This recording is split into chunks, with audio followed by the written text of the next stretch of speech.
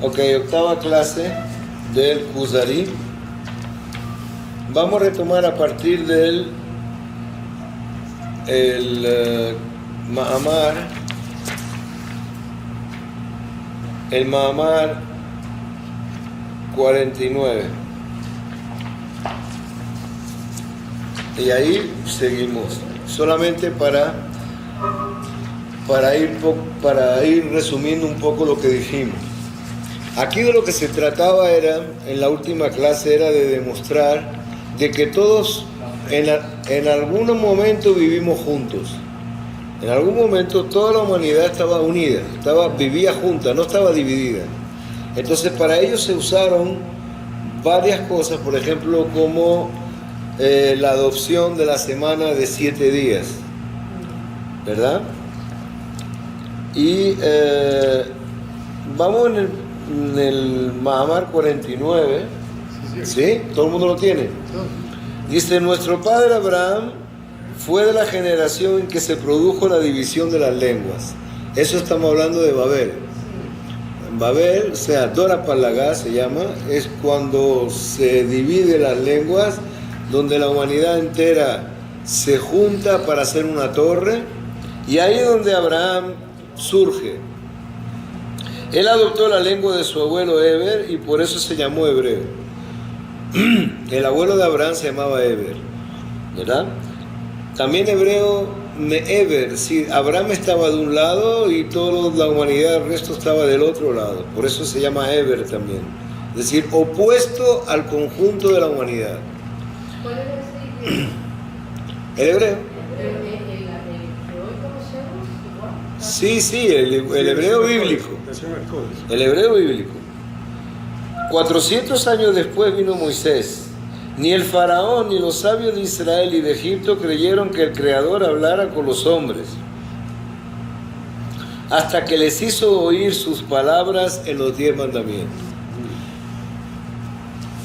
El Rabí busca de nuevo a inquirir al Kuzari de que Dios habla con los hombres. Para él es lo principal, entender de que Dios se puede comunicar con el hombre. Una cosa tan inmensa, una cosa que en un principio otras cabezas pensantes, otras doctrinas le dijeron que era imposible. Entonces, aquí el judaísmo ratifica que Dios sí puede hablar con el hombre. Puede hablar con el hombre. Y ¿a dónde fue eso? En los 10 mandamientos. Que Dios puede hablar con el hombre en los 10 mandamientos. Ahí efectivamente hubo un diálogo entre Dios, hubo un contacto hablado de Dios hacia la humanidad, una revelación. Dice, nadie se dejaría engañar sobre estos asuntos. Es decir, tanto tiempo hace que ya ha pasado eso, los 10 mandamientos, 4000 y pico de años, pero en tanto tiempo nadie va a dejarse engañar.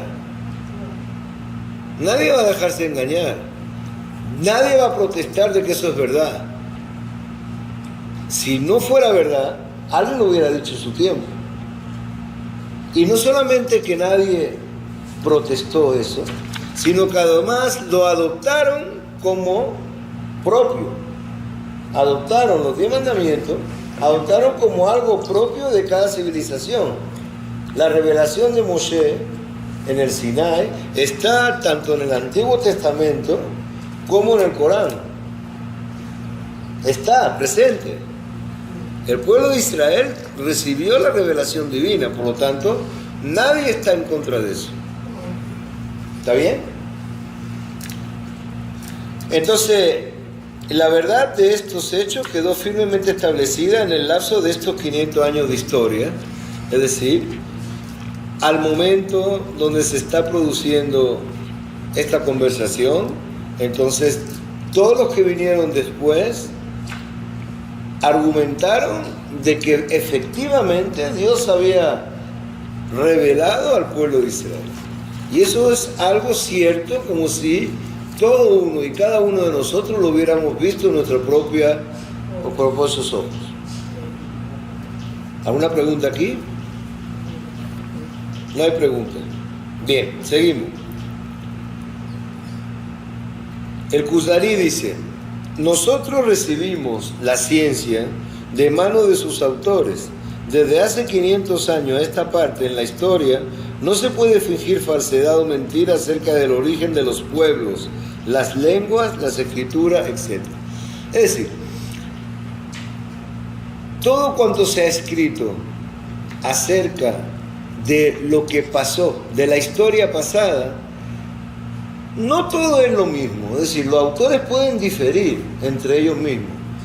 Cada uno lo puede ver de algún punto de vista, pero nadie desmiente lo que no es desmentible. Es decir, la verdad no puede ser desmentida. Entonces, ¿de dónde recibimos nosotros todo lo que pasó? De los historiadores. ¿De dónde recibimos ciencias nuevas? De parte de aquellos que la inventaron. Unos las van profundizando, unos las van desarrollando, pero entre ellos mismos se contradicen y buscan una solución. Ahora, nadie contradijo la historia de la revelación divina. Por lo tanto, es un hecho aceptado, no por el judaísmo nada más, sino por todos. Todos aceptaron esta primicia. ¿Bien? Rabí dice: si hubiera habido algo falso, el pueblo lo hubiera descubierto. Exactamente. No lo iban a dejar pasar. Después de tanto antisemitismo que ha habido, después de las situaciones donde se ha hundido tanto al pueblo de Israel, lo que faltaba por terminar de hundir al pueblo de Israel era efectivamente decirles que ustedes lo que son unos mentirosos, diciendo eso. Sin embargo, nadie lo dijo. Más bien, la reacción de la humanidad en contra del pueblo de Israel fue una respuesta a que el pueblo de Israel recibió la revelación divina. ¿Estamos claros ahí? Esa fue la respuesta de la humanidad. Puesto que recibiste la Torá, puesto que Dios se te reveló a ti, entonces, en lugar de ser, sí, va a ser un pueblo elegido para sufrir. No elegido para que sea nada bonito. Porque te vamos a hacer sufrir nosotros. Todo lo que no esté de acuerdo a un pensamiento que gire alrededor de las religiones que imperaban en el momento, pues eso eran los que pagaban. Pagaban, sencillamente.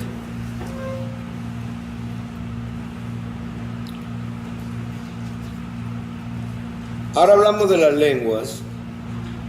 ¿Piensas que las lenguas son eternas y que no tuvieron principio? Es decir, ahora mismo hay muchos idiomas. Eso denota de que hay una división de los pueblos. Ahora, ¿esos pueblos al principio hablaban un solo idioma? Sí. Hablaban un solo idioma. Estaban unidos. Exacto. Hablaban un solo idioma. Hablaban un solo idioma porque estaban unidos. Luego viene la generación de Babel. Ahí se desmiembra todo. Y ahí se convierten en varios pueblos y varios idiomas. Entonces la pregunta: ¿piensas que las lenguas son eternas y que no tuvieron un principio? No. Las lenguas no pueden ser eternas porque los pueblos no fueron eternos. Cuando la maldición que se hablaba. Hebreo, la zona Kodesh. ¿De dónde sabemos que con Adán Arishon se hablaba la zona Kodesh? El hombre es Ish, la Isha, Isha. Ish, Isha. Pues es la misma raíz, solamente con el femenino del nombre Ish. En el castellano no es hombre, hombra. No existe hombra, existe mujer. Francés no es homme-femme, no es homme-homet, no, homme-femme. Son dos dialectos distintos, dos formas distintas. Man, woman. Quizá el que más se acerca al inglés, pero en realidad el hebreo es la forma natural como se busca el femenino de cada palabra, es al A en hebreo. Y si está escrito así, Ish, Isha, es porque su forma natural fue en hebreo, en la zona Kodesh. Sí, bueno, eso creo que una prueba lo suficientemente fuerte como para decir que la zona Kodesh fue el primer idioma que se creó.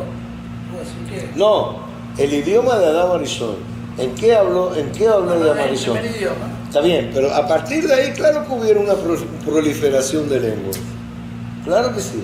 Pero la Torah fue escrita de acuerdo al idioma hebreo. Porque, bueno, se supone, la Torah está traducida a todos los idiomas, pero parte del hebreo. Puede ser una prueba más fuerte que en hebreo no existen algunas palabras para algún objeto moderno. Pero Por ejemplo, Ya existen. Exacto, pero fueron adoptadas del inglés. Sí, bueno, claro, fueron adoptadas de... Existe todo, o sea, es decir, el israelí, el idioma moderno. israelí, el hebreo moderno, ha adaptado la Biblia con todos los Claro, idiomas. pero no existe de raíz. Existe una palabra que la agarraron del inglés y la pusieron, Bueno. la pusieron en hebreo y ya. Sí, Pero no realmente una palabra en hebreo, ¿no? No es realmente no, de una hebreo palabra no, en hebreo. de hebreo no hay. Entonces, No existe. hay cosas que los idiomas han creado palabras para nueva tecnología y el hebreo no, porque es un idioma que ya estaba constituido hace mucho Así tiempo es. atrás. Así es. una pregunta. Este idioma, lo que hablaba Dana, era antes del pecado. ¿Cómo? O sea, antes del pecado ellos no Antes y tenían forma de después. comunicarse con Dios diferente. Antes, ¿Que no, hablaban? no, antes y después, igual. Antes y después. Y eso se fue pasando de generación en generación hasta Noé, hasta Noah.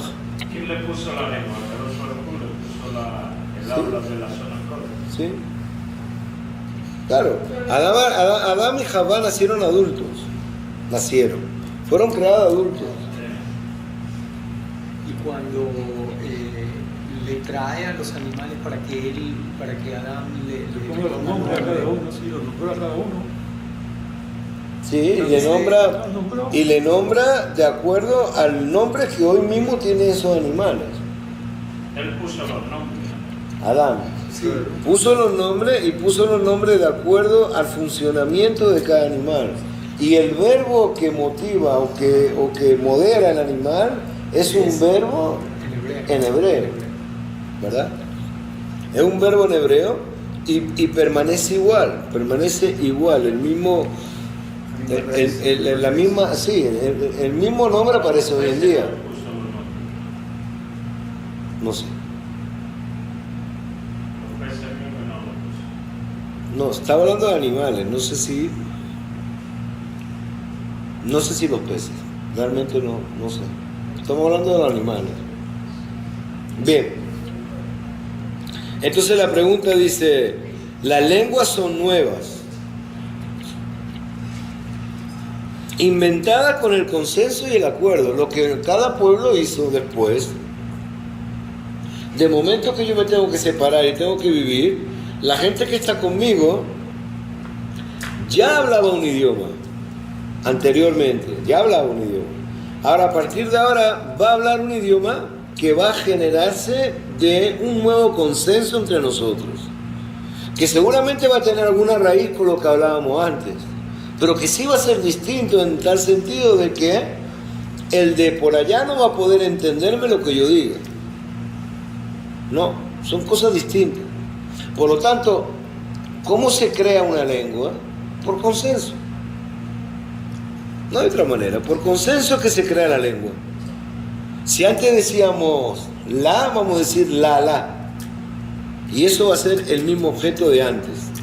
Y eso hace de que en lenguas muertas, de hace tanto tiempo, sí se repitan, muchas veces se repiten sonidos muy parecidos entre una y otra.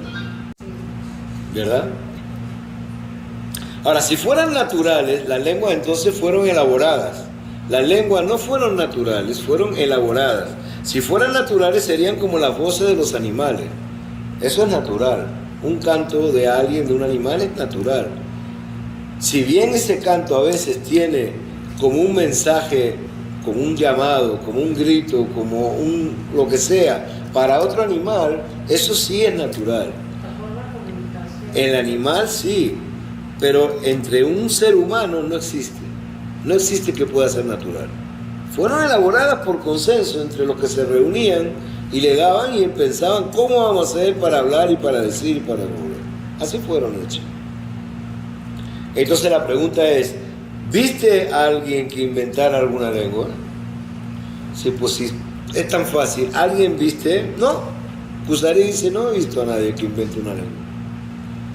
Pero no hay duda de que en alguna generación surgió el lenguaje. Alguien lo hizo, en un momento dado se hizo.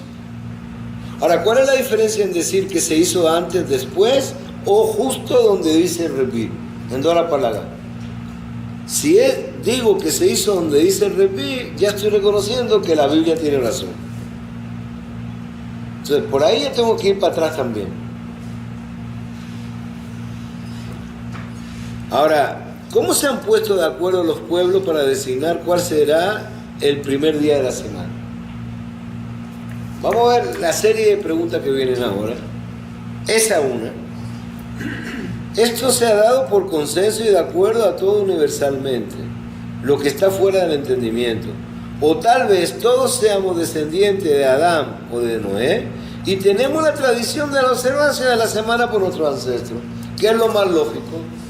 Si todos venimos del mismo sitio, todos celebramos la semana, todos vimos la manera de como todos los demás hacían la semana y sabíamos que ellos lo hacían de esa manera y así lo hacemos nosotros. ¿Cuál?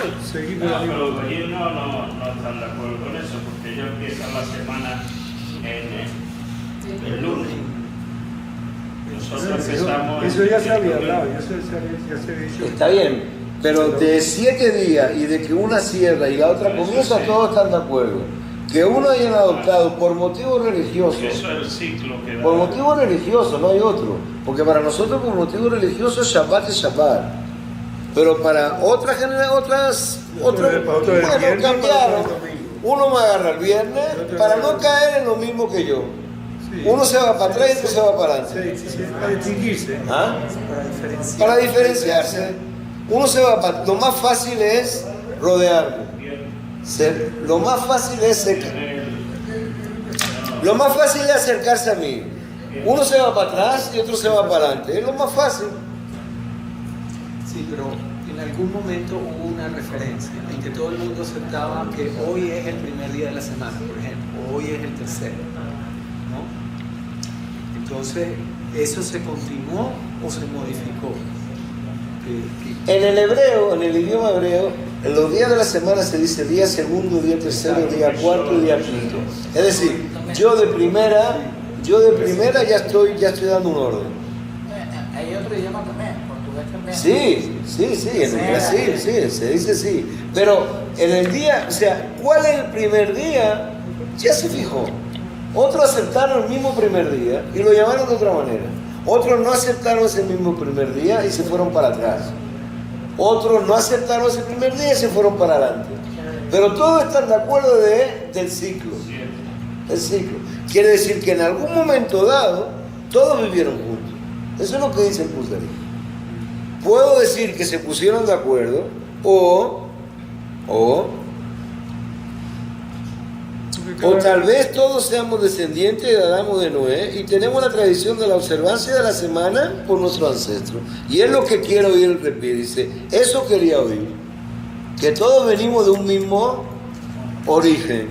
Del mismo modo concuerdan los hombres en el número 10 en Oriente y Occidente, la base 10, que los llevaría a agrupar los números en decenas si no fuera por tradición recibida.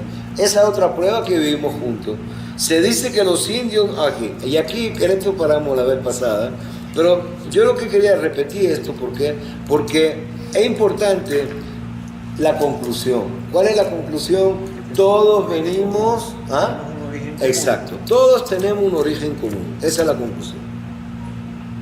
Ahora vamos más allá. Pero la conclusión es, todos venimos de un origen común. Ahora, Kuzari dice, esa es la conclusión. El Kuzari, se dice que los indios tienen edificios que tienen cientos de miles de años. ¿Cuánto es que el Repi dijo que tenía al momento? 4.500 años, que son 740 años después de Cristo. ¿Cuánto tiene el mundo? 4.500 años. Estamos hablando del año 750. Viene el Kuzari ahora y dice, bueno, a mí estamos discutiendo algo sobre el origen de la lengua, el origen de esto, el origen de la semana, etc. Pero, ahora contéstame algo. ¿Cómo que los indios dicen que hay edificios ahí que tienen varios miles de años? O animales que tienen. Prehistóricos. Sí, vamos a lo que dicen los indios. Porque el Kuzari lo habla en forma de los indios, los hindúes. Entonces dice, el Repi obvia la pregunta, la saca de un solo plumazo. Dice, la gente que afirma eso no son gente digna de darles crédito. No han hecho nada en el mundo. No han traído nada al mundo. Han traído pruebas. No, ni prueba no. Vamos a leerlo, dice, no podemos dar crédito a sus palabras porque son un pueblo bárbaro, libertino y supersticiosos. No han hecho nada en esta vida. No han hecho nada. No han escrito nada. Tú me hablas del árabe, te trajo el Corán. Me habla del cristiano, me trajo el Antiguo y el Nuevo Testamento. Me habla del judío, me trajo el Antiguo Testamento, me trajo la Biblia. Y cada uno me ha hablado de algo. ¿El hindú de qué te habla? ¿Del indio de qué te habla? Nada. No trae absolutamente nada, no aporta nada. ¿Por qué yo voy a hacer caso a alguien que no aporta nada a la historia? No hay nada en la historia que tenga que ver con eso. ¿No tiene un libro que sea el sustento religioso de ellos? No. Por lo menos en ese momento no. Porque los árabes del Corán. Ahora, Ellos son ingleses. ¿ah? En ese momento no, en ese momento el Kuzari dice, ellos pueden decir lo que quieran, ellos están ahora mismo en qué sentido están. Por decir, yo tengo un edificio que hace, está bien, y tengo otro que hace 3.000 años, ¿y quién te cree? ¿Quién puede creerte de algo cuando tú como pueblo, como esencia, como civilización, no me has traído nada? No, entre ustedes no ha habido nadie que haya pensado nada. No hay pensadores dentro de ustedes, no hay gente creíble que haya hablado en nombre de la civilización de ustedes. Nadie. Entonces, ¿qué me van a decir ahora que tienen edificios de cientos de miles de años? ¿Quién te va a creer? Por un lado. Pero entonces el Kuzari no se queda callado. Y dice, ¿y qué me dice de los filósofos que concuerdan en afirmar la eternidad del mundo? Tú dices que el mundo tiene un principio, fue la creación de Dios. Los indios dicen que hay edificios de cientos de miles de años. Pero los filósofos van más allá. Y a los filósofos no pueden decir que no son nada. Porque los filósofos por lo menos Son los pensadores. saben pensar. Y lo hacen todo a través de la razón. Y ellos no van a afirmar una cosa en la cual no hayan trabajado la razón. ¿Y qué dicen los filósofos? Hay algunos que dicen, no todos, que en afirmar la eternidad del mundo. El mundo es eterno. Bueno, es lo mismo que nos planteó cuando hablamos del filósofo. ¿Se acuerdan? Sí. Cuando el filósofo vino a hablar con el Repi, yo creo en la eternidad del mundo. Por lo tanto, si el mundo es eterno, ¿qué significa? Que no hay Dios. Creo que en algún momento dado hay un Dios que es eterno igual que el mundo, ¿verdad? Porque si no hay inicio, ¿por qué el filósofo se encarama en la posibilidad de que el mundo es eterno? ¿Por qué? Para decirte que no hay inicio. Entonces, si no hay inicio, si no hay principio, no hay nadie que le dé principio a nada. Pero hubo un principio. No, de acuerdo al filósofo no. De acuerdo al filósofo, ellos reconocen que existe una primera causa, así lo llaman, primera causa, mas no reconocen de que el mundo haya tenido un principio. Una primera causa puede significar muchas cosas, pero dentro de esa primera causa no existe una patada original, un empujón inicial, no existe nada. No ¿Por qué? necesariamente Dios es una posibilidad Dios, como es una posibilidad cualquier otra cosa. No eso. ¿Están de acuerdo de que existe una primera causa que puede ser Dios? Vamos a llamarla Dios. No quieren mencionar la palabra Dios, pero sí una primera causa. Ahora, el problema, ¿en qué no están de acuerdo? En que Dios hizo algo para que esto se inicie. No, al igual que el mundo es eterno, esa primera causa es eterna también. Ambas vinieron juntas. No hay una acción precisa para que el mundo empiece a correr, no. Y nadie Dios empujó. Entonces, ¿qué dicen ellos de Adán y Eva? Están. ¿Cuándo vino? ¿Vino en un principio? No, El mundo ya estaba y de repente llegó. apareció la especie humana. No había otro mundo. Ellos pueden decir, bueno, había otro mundo Está antes bien. de este. Está bien. Quiere decir que si ellos dicen eso, están diciendo de que no hay nada de Bereshit. Bereshit para Elohim no existe. ¿Qué decimos nosotros? Bereshit para Elohim. Al principio Dios creó. No existe. ¿Por qué no existe? Porque todo estaba creado. No todo estaba creado. Todo había empezado. Todo había empezado. Ahora, todo lo que viene después de creado ya es una evolución. Ya es lo que el hombre puede hacer. O sea, ellos dicen segundo Pablo, que eso ya estaba de Ya estaba. Acuérdense, ¿cuál es la diferencia entre el trabajo del hombre y el trabajo divino? Dios crea de la nada. Y el hombre transforma lo creado. Transforma lo creado, más nada. Transforma lo creado a partir de lo que tiene, de lo que encuentra. El hombre transforma, no hace otra cosa. Por lo tanto, de acuerdo al filósofo, el mundo es eterno, el mundo no tiene más que eso, el mundo es eterno, va más allá, nadie puede decir que empezó esto o no empezó lo otro, ahí está el mundo. De repente apareció la especie humana. La generación espontánea. Sí, de repente apareció la especie humana, cuando menos se lo imaginaba uno, aparece una especie humana. Nadie se imaginaba eso. Y aparece algo ahí y no solamente eso, además de aparecer, pues hay alternativas distintas, el hombre también crea, ya, y así el mundo es una bola que va dando vuelta y vuelta y vuelta y vuelta. Y es una sucesión de ¿qué? Es una sucesión de causa y de efecto.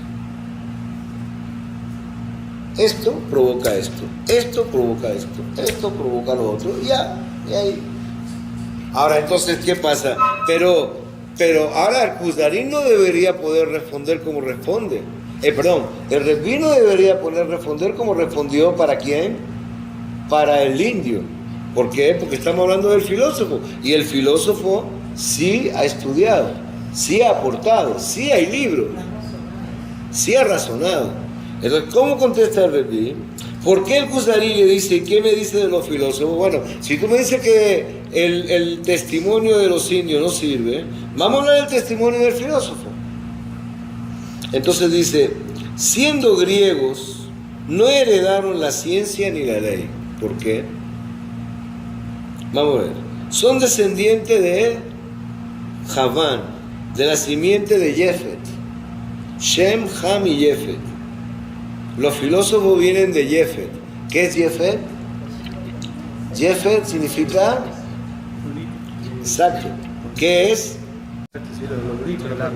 La parte artística. Ajá, el arte. Sí. Shem, Ham y Jefet. La escultura. Por ahí vino la dinastía de los griegos. Y estamos hablando del filósofo que viene de Jefet. Es el arte, es la belleza del arte, es la contemplación. Eso es Jefet, esos son los griegos. Es decir, estamos hablando de ¿qué? Del hombre occidental. El hombre occidental es así. ¿Qué le tienes que dar al hombre occidental? Bien, le puede dar una buena comida, le puede asegurar un buen museo, le puede asegurar una buena obra de teatro. Todo eso el hombre occidental vive y se encanta con todo eso. El filósofo es el hombre occidental, el que vive sin mucha preocupación, sin mucho trabajar el sentimiento, sin mucho trabajar el espiritual, el lado espiritual, no. Yo vivo, me encanta el deporte, me encanta, como una cosa natural. No, para no él. natural. El hombre occidental, Jeffer, es aquel que le encanta todo lo que la civilización produce para su entretenimiento, para su disfrute. El que disfruta de los placeres que la civilización le ha dado. Exacto. ¿Ah? Está muy bien, está muy bien. Eso es, ese es el hombre occidental. Eso es Jeffer, el griego. El griego, perfecto. Si yo vamos a los Juegos Olímpicos, de ahí pasamos a ver las estatuas labradas, de ahí pasamos a escuchar un buen poema y de ahí pasamos a escuchar un discurso de un filósofo. Con eso estoy tranquilo. ¿A qué quiero más? ¿No va a comer? Ya dijo, Buena comida. Ya dijo, para comida. Y buena comida. Y me encanta comer bien. Sí. De eso se trata, disfrutar los placeres, los placeres de este mundo. Y disfrutar no solamente el mundano, sino el ingenio. Disfrutar el ingenio del ser humano. ¿Ok? Bien. Siendo griegos, no heredaron la ciencia ni la ley. Son descendientes de Javán, de la simiente de Jefet. La ciencia la heredaron de Adán, y la ciencia divina fue comunicada por la simiente de Sem, que es el pueblo de Israel. ¿Verdad? Entonces, ¿qué estamos hablando aquí? Que fue el continuador de Noé. ¿Por qué dice que la ciencia la heredamos de Vamos a ver, vamos a repetir esto bien. Desde Adán no se interrumpió esa herencia. Grecia recibió la ciencia de los persas y esta de los caldeos. Cuando surgió el Imperio Romano, no hubo entre ellos ningún filósofo auténtico. Es decir, ¿por qué? Entre los griegos no, pero dentro del pueblo griego, en general, cuando uno habla de Aristóteles, uno está hablando de un filósofo griego, que si bien es posible que haya subido la influencia de otros pueblos, está bien. Pero estamos hablando de un filósofo griego. Ahora, vamos a tratar de analizar esto. Siendo griegos, no heredaron la ciencia ni la ley. ¿Qué es la ley? El espíritu, la parte espiritual. Esa es la ley. ¿Quién trae la parte espiritual? Shem. Shem trae la parte espiritual, ¿verdad? ¿Y quién trae la parte de la ciencia? Ham. Entonces eso es lo que él está diciendo aquí. La ciencia la heredaron de Adán y la ciencia divina fue comunicada por los simientes de Shem. Ham, ¿de dónde viene? De Adán, que fue el continuador de Noé. Desde Adán no se interrumpió esa herencia. Adán Arishon fue el que proyecta todo esto. Grecia recibió la ciencia de los persas y esto de los caldeos. Cuando surgió el Imperio Romano, no hubo entre ellos ningún filósofo auténtico. Ninguno de los filósofos, exacto, no, pero griegos, que surgieron de ahí, ¿vienen de los caldeos o vienen de quién más? De los persas. No hay nada auténtico en ellos, pero está bien. ¿Qué está haciendo ahora mismo el Rebbi? Está hablando de quién era Aristóteles. La pregunta es la que le hace el Kuzari. ¿Qué está reclamando? ¿Que Aristóteles no era griego? Dice, no daremos fe a la ciencia de Aristóteles. O sea, no era griego y no hay que creerle. Y Aristóteles es una verdad para la época. Es una verdad impuesta para la época. Verdad, bueno, verdad entre comillas. Porque estamos hablando del siglo VII, del siglo VIII. Para el siglo VIII era una verdad. Para el siglo XV una mentira. Porque cuando ya empezaron a descubrirse la cantidad de adelantos técnicos, mecánicos, fábricas, etcétera, etcétera, etcétera, ya todo lo de Aristóteles quedó en el aire, quedó en suspenso. Se fue desvaneciendo. ¿Por qué se fue desvaneciendo? Acuérdense, ¿qué era la teoría aristotélica por excelencia? Acuérdense, ¿qué es lo verdadero? Lo verdadero en lo que tenemos que creer es lo lógico. Mientras que haya lógica, hay verdad. Si te sales de la lógica, ya no es verdad. Entonces, si todo lo lógico es verdadero y todo lo que no es lógico no lo es, el adelanto de la ciencia queda totalmente parado. Porque la ciencia justamente es desarrollar cosas que no son lógicas, que se le ocurre el sueño a un loco. Y a partir de ahí ese loco desarrolla algo. De repente triunfa. Entonces, ¿qué pasa si triunfa? Eso que este loco creó que no era lógico se vuelve verdadero. Por lo tanto, no forma parte de la mentalidad de Aristóteles. ¿Por qué? Porque no era lógico y por lo tanto no puede existir. ¿Se acuerdan? Dimos el ejemplo al principio de que si alguien viene a Aristóteles y le dice, te voy a hacer un barco que vuele, el tipo va a decir imposible, porque el peso del hierro es superior al peso del aire. Entonces, si tú me vas a decir que puede hacer un barco que vuele, te digo que es imposible. Y porque no es lógico. ¿Por qué imposible? Porque no es lógico. Y si no es lógico, yo no puedo creer en eso. Vale decir que si Aristóteles hoy en día viviera y viera los aviones, dijera que eso no existe. Nada de eso existe. O hubiera identificado. Por lo tanto, cuando la ciencia... ¿Está claro, José? ¿Sí? Cuando la ciencia entonces se desarrolla, cuando la ciencia adquiere un nivel altísimo, baja totalmente todo cuanto Aristóteles había escrito. No tiene razón. De hecho, muchos piensan que Aristóteles frenó la ciencia. Porque el pensamiento aristotélico era tan severo en cuanto a innovaciones, en cuanto a la aplicación de la lógica, que si algo se iba por delante o por detrás, a la derecha o a la izquierda, ya no se podía hacer. Entonces, ¿qué pasa? La gente decía, no, esto no es lógico, por lo tanto, ni vale la pena que lo intentemos. ¿Está claro? ¿Sí? Vale, seguimos. Entonces, Aristóteles empleó su imaginación y entendimiento porque no tenía ninguna tradición en donde apoyarse. No. ¿Qué tradición tienen los griegos? Ninguna. ¿Dónde está? ¿Qué escribieron? Tienen el pueblo de la antigüedad, pero ¿qué escribieron? ¿Qué trajeron? Entonces dice, no tienen ninguna tradición de apoyarse.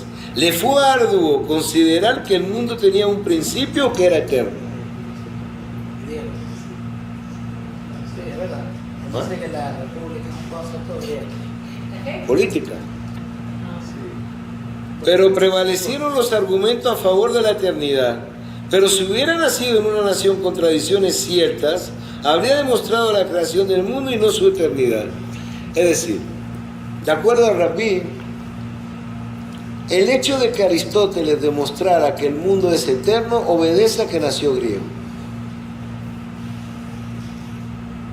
¿Por qué? ¿Por qué? Porque si hubiera nacido en una nación más estricta en su pensamiento, seguramente se hubiera dado cuenta que el mundo tiene un inicio. ¿Cómo lo expresa? Pero prevalecieron los argumentos a favor de la eternidad. Pero si hubiera nacido en una nación con tradiciones ciertas, habría demostrado la creación del mundo y no su eternidad. ¿Qué significa una nación con tradiciones ciertas? ¿Qué es eso? ¿Qué quiere decir aquí Giuliani? De que todo lo que hacen es que no lo demuestran, es decir, que no. Ciertas son verdades. Cuando se habla del arte, cuando se habla de la belleza, cuando se habla de algo, ¿qué es? Es subjetivo. Es totalmente subjetivo, eso es. Totalmente subjetivo. Es totalmente subjetivo. Esa es la palabra. Totalmente, porque a mí me puede ser bonita y a él no, y después, a él sí, a él no. A él le puede gustar este escultor, a mí no. ¿Qué quiero demostrar con todo esto? Ahora, quiero demostrar de que cuando se refiere uno a una cultura, pues las opiniones, está bien. Uno dice que sí sirve, el otro dice que no sirve, no pasa nada. Las opiniones no cambian nada. ¿Por qué? Porque cierto artista va a ser recibido por una parte del público y otro artista no lo van a hacer y eso no pasa nada. ¿Por qué? Porque todo es creación de ¿quién? Del hombre. Pero cuando se trata de llegar a pensamientos mucho más altos, donde se habla de la creación del mundo, uno tiene que dejar aparte ese tipo de subjetividad y irse a algo totalmente absoluto, no subjetivo. O sea, yo no puedo decir el mundo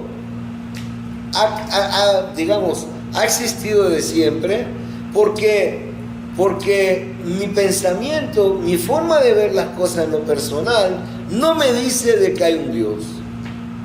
Pues para que no esté obligado yo de hablar de que existe alguien que le dio la primera patada, entonces tengo que decir, esto siempre existió. Esto de siempre existió. Y acuérdense, toda la historia griega es eso. Toda la historia griega es observar, contemplar, alabar, odas, escribir odas y decir, bueno, alabar al que le parece algo bonito de otro. Pero es totalmente subjetivo. Ahora, algo serio, si hubiera sido lo que está diciendo el Kuzari, si hubiera sido los descendientes, los griegos, descendientes de un país más serio ¿en qué sentido? Más serio en lo espiritual. Pero esos genes no los recibieron ellos. Más serio en lo espiritual significa un país que reflexione mucho, con mucho mayor seriedad o con mayor espíritu absoluto de lo que significa que el mundo sea eterno. Dice Yehuda Leví, puesto que él es así, él de una vez pensó y se decantó a que el mundo es eterno. No tengo por qué apostar por la creación de algo, una creación que implica que haya un creador. No tengo por qué apostar a eso, que haya un creador. Porque cada quien puede crear, porque tiene de hacer algo nuevo siempre, de renovar o hacer algo Sí, eso forma parte de la misma belleza, eso forma parte de la misma belleza del mundo. Entonces el mundo se desencanta hacia que es eterno. ¿Por qué es eterno? Porque no hay creador. Eso en este mundo, en esta tierra, en nuestros países. Claro, en estos países hay gente que te moldea una figura, que te hace, a partir de la piedra, te hace una cantidad de cosas. Y eso es algo que hay que alabar, hay que ver, pero a nivel mundial, es decir, a nivel macro, ¿no? Porque no le gusta a todo el mundo tampoco. ¿Ah? Como dice, no le gusta toda esa cultura y esas cosas, no le gusta a todo el mundo. No le tiene por qué gustar, algunos sí, otros no. Un grupo. Bueno, perfecto, pero a nivel macro de lo que significa el mundo entero, la creación del mundo, no puede uno basarse en esas cosas subjetivas. ¿Está claro, Moisés? Por ahí, ¿está claro eso?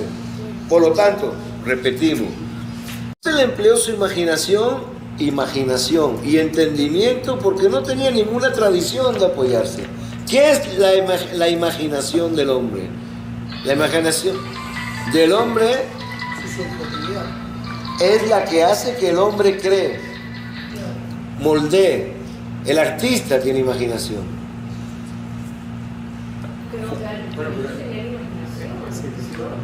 Claro, pero tú no puedes analizar algo tan absoluto como la creación de un mundo a partir de la imaginación de cómo tú ves al mundo.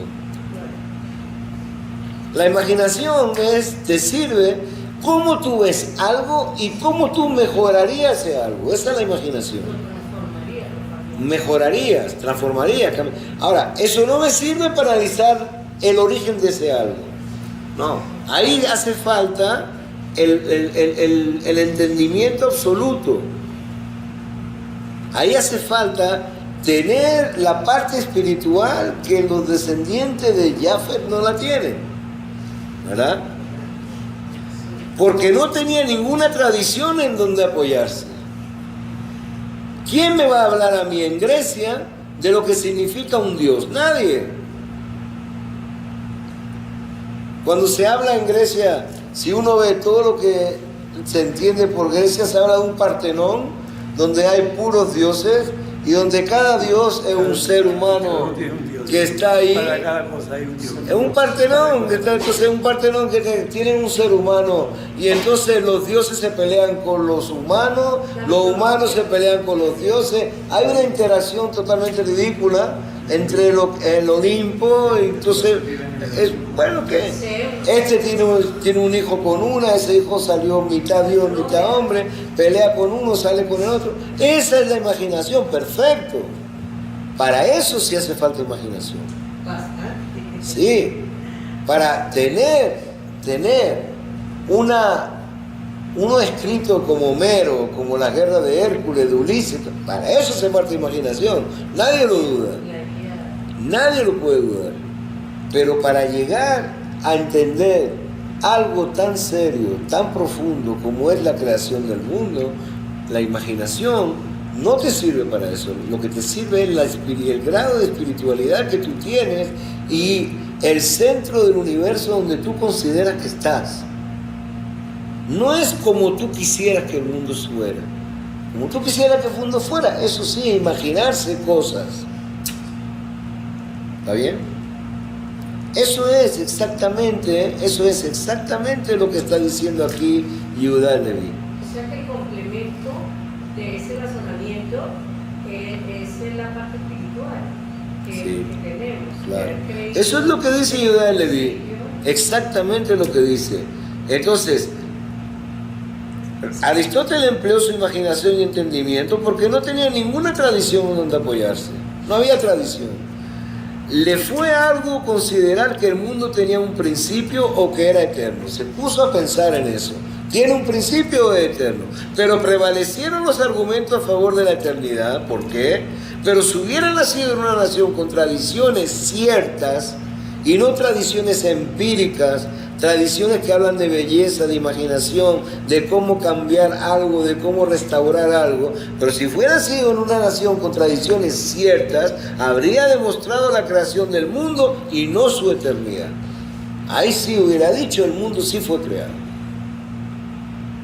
Pero la filosofía en la cual se basa la parte que viene de la belleza de Jafet no le permite llegar a ese tipo de conclusión. ¿Está bien? ¿Está claro? ¿Sí? Ellos mismos se creían dioses. Pues claro, eso para todo lo que tiene que ver el Olimpo, todo lo que tiene que ver la Ilíada, la Odisea, todo Homero, todo cuanto es y todo cuanto, pues eso refleja el grado importante de imaginación que tenían. Pero a través de allá tú no puedes llegar a Dios. Tú puedes llegar a algo como te gustaría a ti que la sociedad funcionara, puede ser. O algo como tú restaurarías para llegar a que ese algo fuera más bonito, más bello, más atractivo. Pero no a conclusiones tan importantes como lo que significa, como significa Dios. No. Claro. ¿Está bien? Seguimos. ¿Tiene alguna prueba decisiva? Entonces le preguntan, bueno, dame una prueba. Tú estás diciendo, estás hablando, pero entonces dame una prueba. Rabí dice, no hay demostraciones para esta cuestión. Lejos de nosotros está la idea de que la Torá necesite de pruebas o demostraciones. Vamos a terminar de leerlo. La verdad no se puede refutar con ninguna prueba y los milagros la confirman. El problema de la creación o eternidad del mundo se resuelve por tradición desde Adán hasta Noé y a través de Moisés con profecías.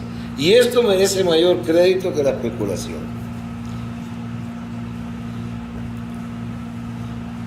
A ver, ¿estamos de acuerdo que Dios se reveló a Israel? Hasta tal punto como si lo hubiéramos visto.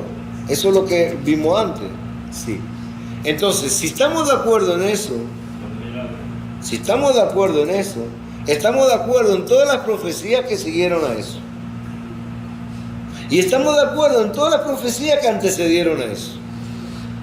Entonces, ¿qué te voy a demostrar que Dios creó el mundo? ¿Cómo yo hago para demostrarte?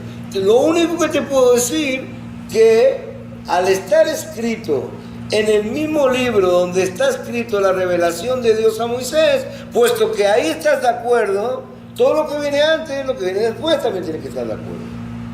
No es que esto sí lo acepto y esto no. Yo no te puedo decir, Dios creó el mundo, Dios es aquí y agarró un pedacito de acá, lo echó para acá, agarró otro pedacito de acá, lo echó para acá, lo volvió todo, pum, y salió el mundo. No tengo cómo demostrarlo. Ustedes sí, Aristóteles sí. ¿Por qué? Porque tiene la imaginación para eso. Yo lo que te puedo decir es, todo el mundo está de acuerdo en unos puntos. Ese punto contempla la profecía de Moisés, como vimos antes. Si hay un hombre que no hace falta que coma durante 40 días, ¿tú piensas que ese hombre es distinto a los demás? Sí. Si hay un hombre que estuvo tan cerca de Dios hasta tal punto de cuando bajó del monte se le cambió la cara, ¿tú piensas que ese hombre es distinto? Sí. Si a pesar de todo eso hay otros hombres que también siguieron la misma ruta en el sentido de que se dirigieron al pueblo hablando de Dios, ¿tú piensas que es verdad? Sí. ¿Tú piensas que son distintos del resto? Sí. Pues entonces si ya todo el mundo de esos ya hablaron de Bereshit, ¿qué te voy a venir yo a demostrar ahora que Bereshit es verdad? Repítelo y hagan las preguntas. Vamos a repetir, leerlo y hacemos preguntas. No hay demostraciones para esta cuestión. Lejos de nosotros está la idea de que la Torá necesite de pruebas o demostraciones. La verdad no se puede refutar con ninguna prueba y los milagros la confirman. La verdad no se puede refutar con ninguna prueba y los milagros confirman la verdad. El problema de la creación o eternidad del mundo se resuelve por tradición desde Adán hasta Noé y a través de Moisés con profecías. Y esto merece mayor crédito que la especulación. A ver, eso, ¿qué pregunta? Todos estamos de acuerdo en que Dios se reveló al pueblo judío en el monte Sinai. Todos estamos de acuerdo, perfecto, muy bueno. Pero eso no implica que yo esté de acuerdo, o sea, partiendo desde el punto de vista de otra religión, que yo esté de acuerdo de que antes de esto Dios era, o el pueblo judío era el escogido por Dios, o después de esto siguió siendo el escogido. Después del monte Sinai. Sí. Ese es el punto en común que tenemos con todos, ¿no? No entendí eso. Después del monte de Sinai no estamos de acuerdo en Después del monte de Sinai puedo no estar de acuerdo en que Dios siguió con el pueblo de Israel. ¿Por qué? Porque está también, todos saben, y también si estamos de acuerdo en lo que pasó en el monte Sinai, hubo un pecado también muy grave. Sí. Que la consecuencia fue que Dios se apartó de Israel. Sí. Entonces hay muchas religiones. Dios se apartó y volvió. Claro, hay muchas religiones que, o sea, no está tan claro de que si Dios siguió con el pueblo de Israel, porque las cosas a partir de ese punto ya no eran tan claras. Como que caían granizo del cielo, se oscurecían las noches, el día se hacía noche. No era tan claro así después de eso. ya esa claridad se borró. La claridad se borró porque tenemos 39 años de total oscurecimiento de la relación de Dios con Israel. Es decir, después del becerro de oro, después de lo que pasa cuando van a entrar Israel cuando mandan los exploradores, entonces Shelach Lecha, cuando está la parashá de Shelach Lecha, después que se envían a Israel los exploradores, pues sí, Israel es castigada al quedarse en el desierto 40 años. O sea, tenemos 39 años donde no se sabe exactamente nada. Claro, sí, se apaga la intensidad de la relación. El gran héroe para todos es Moisés. Sí, Moshe. pero se retoma al final. Después de Moshe, sí. no sé si creer en los que vienen. ¿Por qué no? Si es lo mismo. Es porque todo lo que viene, todo lo que viene después de Moshe está refrendado por las generaciones, con el mismo idioma y con el mismo carácter de que está la Torá. El Tanaj es uno solo. Los profetas vienen en el mismo orden y cada uno trae un mensaje. Cada uno trae un mensaje, pero suponiendo de que yo no estuviera de acuerdo con eso, es decir, suponiendo que tú no estuvieras de acuerdo con el mensaje post-Moshe, vamos a decir que no. Que es más o menos en lo que se basa. Nunca se dijo nada. La religión cristiana, más o menos. No, la religión cristiana no se basa en eso. La religión cristiana se basa en un hecho que viene después de que para nosotros termina la revelación divina. Después de la época de Obadiah y de los últimos profetas, hay un hecho que la religión cristiana retoma la genealogía que aparece al final, la retoman ellos y ahí hay una variante que ellos introducen, que es la variante que viene de la tribu de David y ahí empieza todo lo que es la historia de lo que significa el nacimiento del cristianismo. La religión cristiana, a través del Nuevo Testamento, es una continuación tomado de una genealogía que aparece en el Viejo Testamento. Pero eran los mismos judíos La misma. con una creencia. La misma, no. O sea, estoy hablando del escrito. El escrito es adaptado de lo que aparece al final del Antiguo Testamento, del Viejo Testamento, aparece como el inicio del Nuevo Testamento, queriendo decir que hay una continuidad. Que hay una continuidad, es como si termina una película, ¿verdad? Termina una película y viene la segunda parte, ¿cómo? Sí, pero ¿cómo empieza la segunda parte, la segunda película? Con el final de la primera. ¿Verdad? Entonces, si empieza con el final de la primera, yo ya estoy preparado a decir, puesto que la primera me gustó, la segunda me va a gustar. Esa es toda la idea. ¿Por qué? Porque es como si no me hubiera movido de la primera. Y todo lo que viene ahora es lo mismo, es la continuación de lo que tanto me gustó, a tal punto de que yo vine a ver la segunda. Eso es, de ahí es que nace eso. Pero una distorsión de la primera. Hay una distorsión total en el sentido de que si uno analiza después las generaciones, sí hay una distorsión. Pero bueno, no vamos a entrar en eso. El punto ahora mismo es que, por el contrario, Yehudah Leví no se basa en lo que viene después. Yehudah Leví se basa en Matan Torah para ir hacia atrás, hacia la creación. Si tú aceptas Matan Torah como bueno, tienes que aceptar de que vino Jacob, vino Isaac, vino Abraham y vino Noah y vino Adán a ir para atrás. Porque si a ti lo tomas como bueno eso, tienes que tomar todo lo que viene para atrás como bueno. Pero él quiere llegar a que Dios creó el mundo, ¿no? Porque quizás puede ser que todo el mundo crea en que existió Adán, y existió Noah, y existió Abraham. Sí, pero Isaac, para que exista Adán tiene que empezar Bereshit bara Elohim et hashamayim v'et haaretz. La causa Tiene que empezar de ahí. tiene que existir la causa Claro. inicial. Tiene que, o sea, Sí, pero si no parte de ahí, no ha dado el refute a lo que el mundo es eterno. O sea, aquí todavía no ha Sí. aclarado que puesto que en la Torá está escrito, eso es lo que él dice aquí, no hay demostraciones para esta cuestión. Lejos de nosotros está la idea de que la Torá necesite de pruebas. ¿De pruebas de qué? La misma lógica. ¿De prueba de qué? De que Bereshit bara Elohim et hashamayim v'et haaretz no sea verdad. ¿A eso que se refiere lejos de prueba? De que como empieza la Torah, puesto lejos de nosotros está que la Torah no necesite de pruebas de todo lo que está escrito.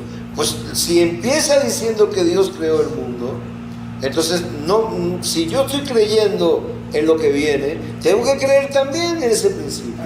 Más o menos él quiere decir que si todo el mundo admite que Dios estaba En Sinai, sí, y y entregó en Moshe, una ley, sí, entonces esa ley tiene que ser verdad. Y que Moshe por eso, Y al ser esa ley verdad, hacer tiene eso que es Bereshit verdad, es todo lo verdad. que viene antes es verdad. tiene que ser Exacto. verdad. O sea, Todo lo es que la viene misma antes, lógica, todo la lo que misma yo te lógica. estoy dando antes de Bereshit es verdad, pero él va más allá. Y todo lo que viene después, que esté escrito en los profetas, también es verdad. Porque esos profetas no trajeron nada que se desviaran de la ley de Bereshit. Y quieren ver Exacto, tampoco nada. sí, sí, Quieren ver tabernáculo, tenían que decir. ¿Entiendes? Sí. Esas leyes. O sea, seguían la misma Entonces, línea. ¿cuál es la diferencia del Pentateuco. entre la línea del Pentateuco? ¿Cuál es la diferencia entre nosotros que pensamos que el mundo fue creado, al filósofo que piensa que el mundo es de siempre, o al hindú que piensa que existe edificios de cientos de miles de años? ¿Cuál es la diferencia? Que nosotros tenemos donde amparar nuestra verdad. Y los demás no tienen absolutamente nada. Los demás es de acuerdo. El hindú es alguien que nunca tuvo nada, por lo tanto no hay que creerle para nada.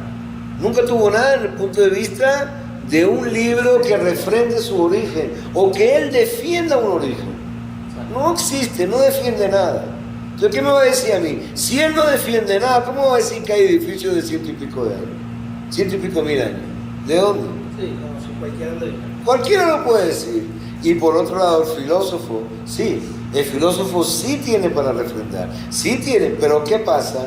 Él está acostumbrado, debido a su origen, está acostumbrado a usar la imaginación, a usar la belleza. Con esa forma, con ese tipo de óptica, no se puede analizar algo tan serio como la creación del mundo. Y no se puede decir entonces, bueno, puesto que el mundo es eterno, porque si no digo otra cosa ya voy a caer en el punto en que siempre hay algo que le dio. Para el filósofo es imposible llegar a esta conclusión porque no puede poner a todo el mundo de acuerdo, porque cada uno según su Claro, perspectiva. del mundo. y no hay nada que sustente que puedan poner a todos de acuerdo. Tampoco existe nada. No existe nada tampoco dentro. Ahora, entonces, ¿está claro aquí? Sí. ¿Seguro? Las mismas leyes que hicieron Sinai, las mismas leyes que Dios dijo, son la prueba irrefutable de que hubo un principio. Y siempre que algo se crea también unas leyes para regular lo que... Así es. Se crean unas leyes, y no solamente que se crean unas leyes, sino que las mismas cosas te hacen de que lo que se derive de las hipótesis sea también igual de correcto que la hipótesis que yo partí. Yo no analizo nada por el concepto del absurdo. Es decir, Sí, la deducción del absurdo. la deducción del absurdo no. Si yo no digo si esto está bien, esto está bien, esto está bien, esto está bien, esto está bien, esto está bien. No. Es decir, yo parto de una base que es cierta y sobre la cual nadie dijo nada. Si nadie dijo nada, significa de que lo que trae ahí es algo que sobre el cual nadie puede decir nada, ni nadie me puede obligar a mí a que yo demuestre la veracidad de lo mismo que se fue entregado en Sinai, a lo cual tú dijiste estoy de acuerdo. ¿Obvio?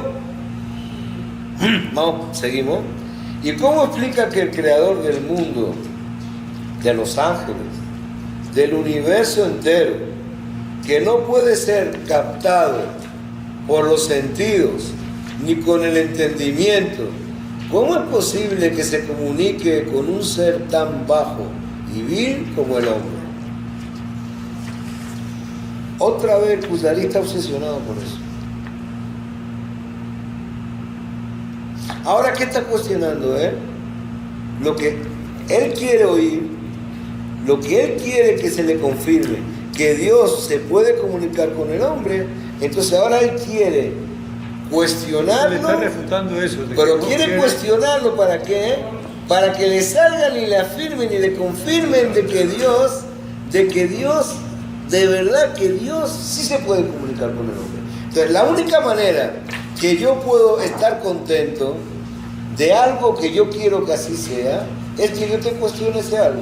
Bueno, pero con esa pregunta empieza a admitir que existe un Dios todopoderoso, ¿Sí? y que el hombre, o sea, es un principio judío, ¿no? El Dios todopoderoso y el hombre es algo, una parte muy pequeña del mundo. Por eso él dice, ¿cómo es posible que algo que creó tanta inmensidad se preocupe por comunicarse con un granito o algo tan insignificante como es un... Ok, ahora, ¿cómo ustedes ven la pregunta? Mi pregunta es, ¿cómo ven esta pregunta? Claro, de que el Kuzari, de que el Kuzari no cree en todas las cosas de la De dos creación, maneras, pues. está poniendo dudas de Ya esas va, cosas. el Kuzari Está poniendo- quiere que le conteste y le que le refuta, diga, y le refuta ¿cuál la sería la peor respuesta para el Kuzari a esta pregunta? La peor La respuesta demostración sería de que, mira, tiene razón, Dios no se puede comunicar con el hombre. ahí gana el demostración. No, ahí pierde todo el Kuzari.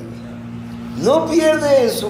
Él está haciendo esta pregunta porque justamente lo que él quiere es que le confirmen que Dios se puede comunicar con el hombre. Porque él lo que quiere saber es que Dios se comunicó con él. Sí, puedes verlo desde ese punto de vista, como también lo puedes ver, como también puedes ver esta pregunta desde el punto de vista de que él está viendo que según su punto de vista de lo que él quiere contrarrestar, se está cerrando de tal manera y dice, bueno, o sea, si yo llego a demostrar de que Dios no se comunicó con el hombre, que sería ir en contra de todo el mundo, porque todo el mundo está de acuerdo de que existió el Sinai y que Dios habló al hombre en Sinai, entonces ibas a ir en contra de todo el mundo. Pero si llego a cortar ese gancho agarrado, esa hipótesis que todo el mundo está de acuerdo. Exacto, entonces ya empezamos de cero. Ok, entonces, en verdad esa no es la intención. La intención del Kuzari no es, porque sería la mayor decepción habida y por haber para el Kuzari si el Jaber le dijera, tienes toda la razón, Dios no se puede comunicar con él. Eso sería la peor de las decepciones. Es lo que quiere ahora mismo indagar, qué tan importante tiene que ser el hombre con el cual Dios se comunica. Entonces, ¿por qué? Acuérdense, todo es ego personal, vanidad para él mismo. Porque para él tuvo una profecía. Entonces, ¿está claro o no? Vamos a ver la respuesta. ¿Está claro ahí o no? Sí, claro, porque ¿Entendiste? él había dicho que él tuvo un sueño. el sueño y ese dijo, sueño una esta parte la está profecía. haciendo bien, esta parte la está Se haciendo puso mal. una profecía. Entonces, si yo te digo, mira, es imposible, como le dijo el filósofo, el Kuzari lo que hizo fue, y vete, no me interesa esa respuesta. Esa respuesta le falta sentimiento, le dijo. No puede ser todo tan ideológico. Le falta algo. Va a ir y pregunta ahora mismo al Rebí y le dice, oye, dime, pero ¿qué hace falta? ¿Cómo es posible que Dios se pueda comunicar? Algo tan infinito, ¿cómo es posible que se pueda comunicar con alguien tan chiquito como el hombre? Como el hombre. ¿Verdad? Como el hombre.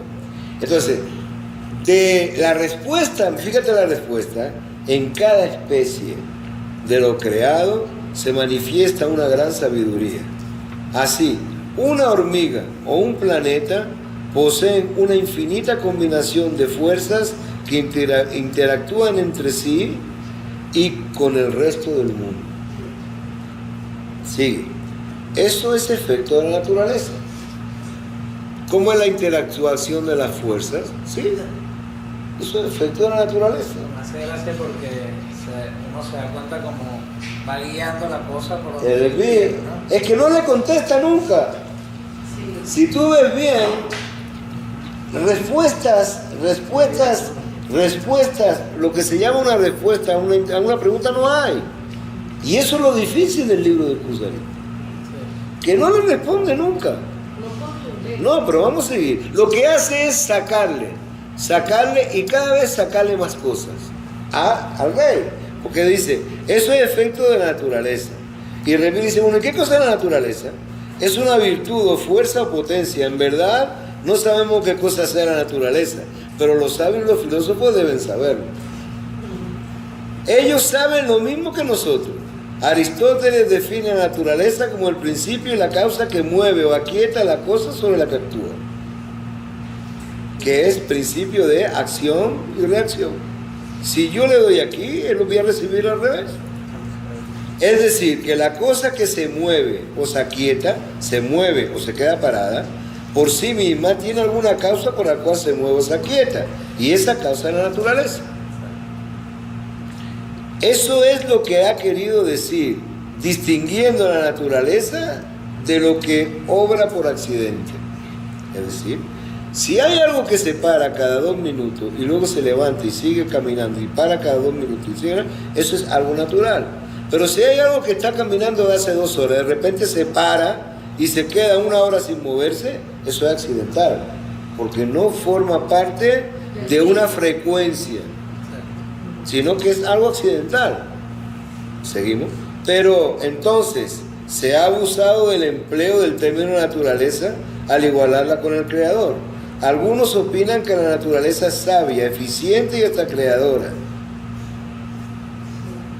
Bien, hasta aquí. Vamos a dejarlo hasta aquí. Quise leer esto porque lo que viene ahora es un nimshal. Pero fíjate cómo le saca, ayudarle, saca la forma de que llegue a su terreno donde él quiere. Y le pone su terreno. Y no le contesta, pero al final él se va a contestar. La respuesta viene dada por él mismo. Exacto. El guía para que él mismo se resuelva.